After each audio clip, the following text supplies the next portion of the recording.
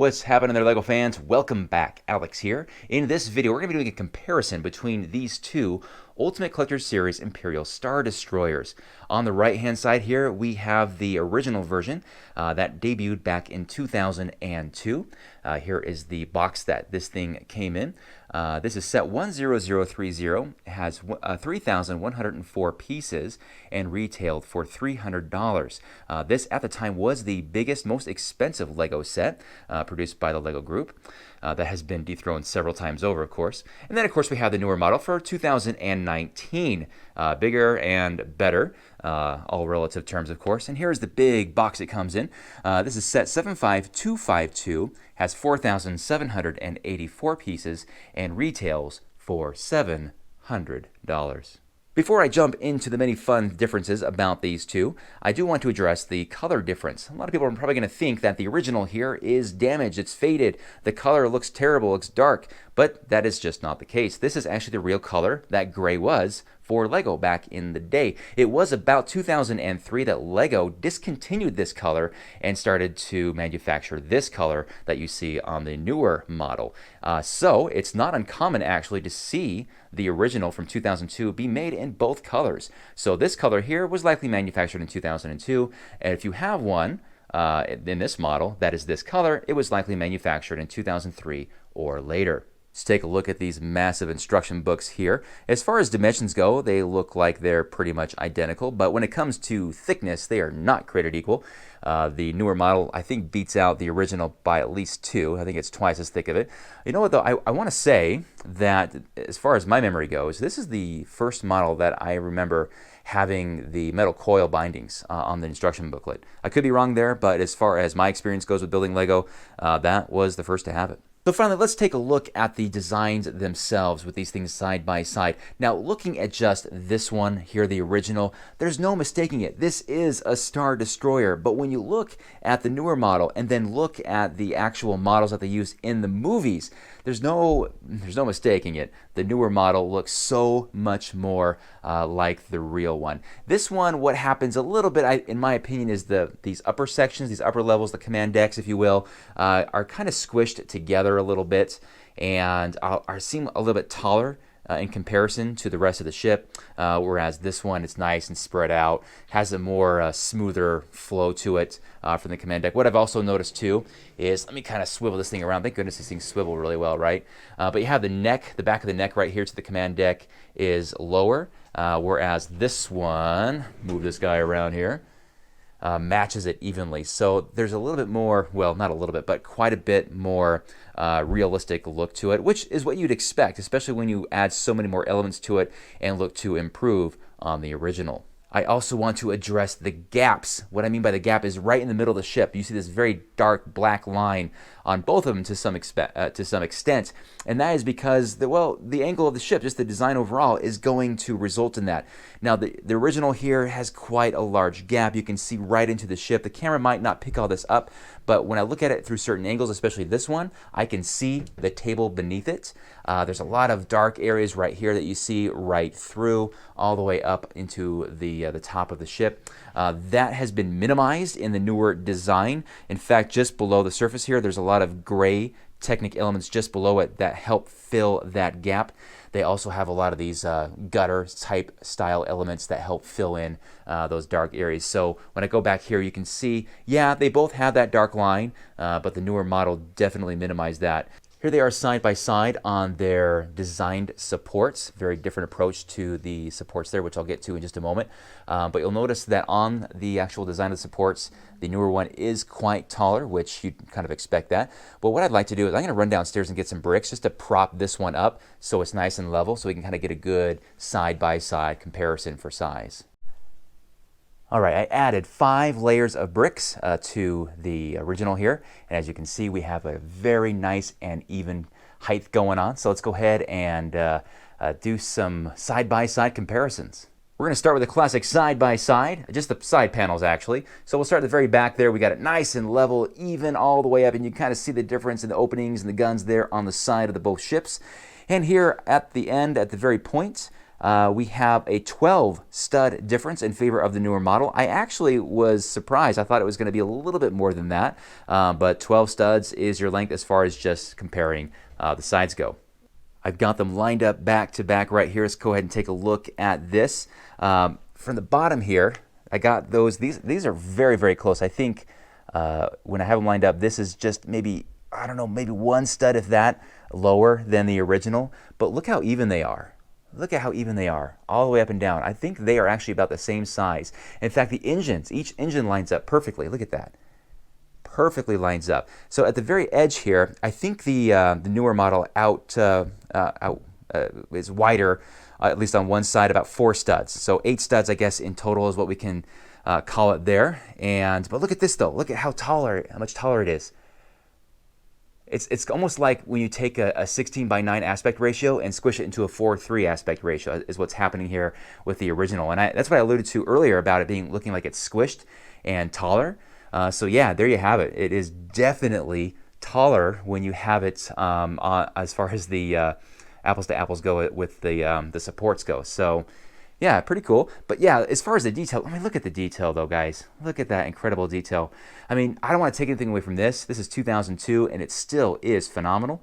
But when you look at this thing, so many more elements are added here, so much more attention detail all the way around it. And yes, I think this is just the better way to go and make it look more like the one that we of course see in the movies. But how about that the engines line up perfectly on that? I thought that was interesting to note there. But definitely going to be wider. Like I said, I think about 8 studs. I know it's on an angle, but if I took a 2x4 brick, I think it would come out even on both sides. Looking at the back of both of these, this is definitely my favorite view for both ships, actually. I'm always trying to find ways to make sure people can see the back of them because they're so cool looking, but it's hard to do that because they're so big. But anyway, on the original here, when I was building this many, many years ago, I love that the designer created a way to have all the Lego elements face the top of the elements face the engines, right?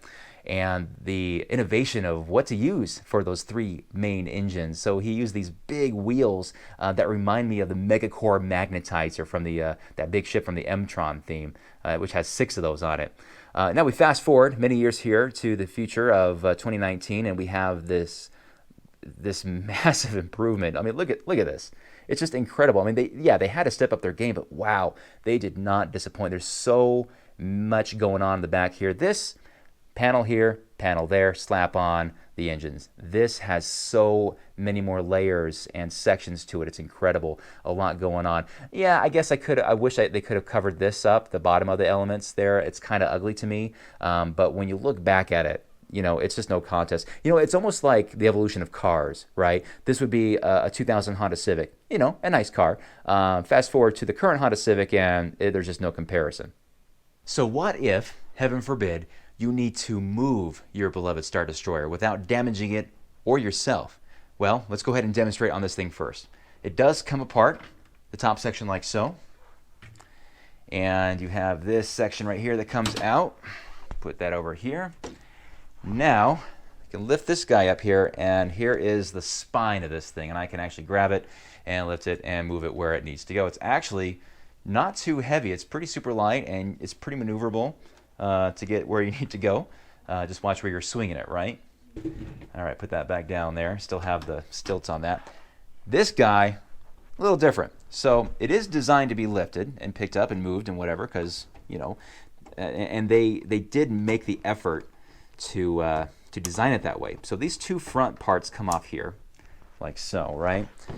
And we are expected to be able to lift. Now I'm not a weak guy, all right? I actually lift weights, and when I grab this thing here and I lift, like here, it's a little off center here. Let me try to get this. Like, it's heavy. I mean, it is a heavy thing, right? So I can carry this. So what I find easiest is if I support it with my other arm, other hand right there underneath the back, and then I can move this thing around. So that's actually kind of nice, but my goodness, you got to watch where you're swinging this thing around because you can take someone out or yourself. So there we go. All right. In terms of things that come apart, that's as far as this comes apart without separating bricks. This one, those 2 sections there come out, But you also have these two sections here that just hook on right there. And everything else with this guy is very connected to this thing. You can't, that's all it is right there. You can lift this guy up here. See that? It's not coming off. Whereas this guy's everything's just kind of laying on each other, right? Everything here is connected to some extent. Here is the inner workings of the original. It's all built on this massive triangular framework. You'll notice that there is a top and a bottom frame, and they're identical. And just a useful tip, if you have this model and you have some problems with it drooping, what I've done is I've taken all of the paneling off of it, taken the frame, flipped it upside down, and put everything back together, and that seems to work really well as a temporary solution anyway. So yeah, use that for what it's worth. Now, my biggest complaint with this thing is that it has magnets to hold it together. So you give this thing a little bit of pressure and it falls apart like that. The only other things holding those panels on are 2 points of these Technic elements, these swivels right here. 1 and 2 and 3, and that is for the bottom ones there as well. And that's all that's holding those big panels on for the original model. Taking off some of the paneling here on the newer model, and you will notice a lot of colors going on in there. Now the original does have colors going on too, reds and blues obviously, not to the extent this one does. There's some pros and cons. I did cover that a little bit more in my overview of this set if you want to check that out, but we're not going to cover that here. Let's go ahead and take a look at the paneling, because that's what I want to compare here, is this right here. This is the ball and joint thing that I'm talking about. When I took the panel off, this actually got stuck to the joint there. That's how effective it is. And there's 3 of them, 1, 2, 3, just for this smaller section here. I mean, small is a relative term here. But yeah, these go on here, and 1, 2, and 3. And in addition to that, you have this axle right here, this Technic axle that's hugging it, just like the panel right here. See how that's hugging another axle that would be sticking out? Additional support. And if that's not enough, they also have another ball and joint connection here, and this other side of it would connect to the other panel on the other side for additional support. So I've got these things almost back together, but before I do, I want to take advantage of the opportunity to actually lift them and show you the underbelly. So we'll start with the original here first. I think they did a pretty good job with the supports, how they stick out here to minimize the amount of exposure or just empty areas of Lego. Obviously the bay here is open to kind of reinvent that scene of capturing the Tanty 4. But it's hollow. It goes in, you can just grab the frame right there. There's nothing there. And why should there be? It's going to be sitting like this. You don't see the bottoms. There is no real value in adding any kind of additional elements there to cover that up. Whoops. Fix that later. This guy, okay, let me get pumped up here to lift this thing up. This guy, different story. A lot more detail going on with this thing. With this, I don't think they even need to add that there, but they did. It looks really good. I also love how the designer minimized the amount of holes or gaps where the supports go in. And of course, my favorite is the hangar bay with that little miniature TIE fighter flying around. That is awesome and an incredible detail for something that didn't really have to be there, but at the same time, you kind of expect it to be there with the price point of this ship. So very, very cool. And oh my gosh, I'm getting a workout lifting this thing up and down. And last but not least, let's make sure we take a look at the Plaques and the miniature Tanty 4 that comes along with these. You get this typical 8x16 tile that you put that massive sticker on, and you get 2 Imperial officers. This is I don't know, I think, I'm looking at both of these, and I don't know, it's funny because the original one is a lot bigger. From the 2002 model versus the 2019. I'm not sure if there's one that's better than the other, they're just a bit different, but regardless, you can reenact the opening scene of Star Wars Episode 4, A New Hope. This is the plaque for the original, and I like their style. I mean, there's some risk in doing this because if the Lego leather comes apart, you're going to have the sticker come apart. So this has stayed together very well over the last 17 years, and hopefully it continues to do so. And so yeah, I like how this looks. It's meant to be separate. You just display it right underneath it like so, and it just looks nice and robust. Well, that's going to wrap it up for this comparison between these two amazing UCS Imperial Star Destroyer sets from 2002 all the way to 2019. 17 years spreading these amazing models. Let me know what you guys think. If you had neither of these in your collection and you wanted one, which one would it be? Obviously, if price were not an issue, I'm sure everyone would vouch for the newer model. But I still think there's something to be said about the original. It's still very much, I think, a collectible in its own right.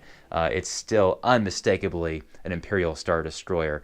So maybe it just comes down to your preference and, of course, maybe your pocketbook. But regardless, this one's, if you're buying it from a private seller, it's going to be very similar to the price tag of the newer one. All right, guys, I think I've talked way too much, and maybe I just did overkill with the comparison, but for what it's worth, there you have it. Hope you enjoyed that. Let me know what you guys think, and we'll see you again in the very near future. Bye-bye.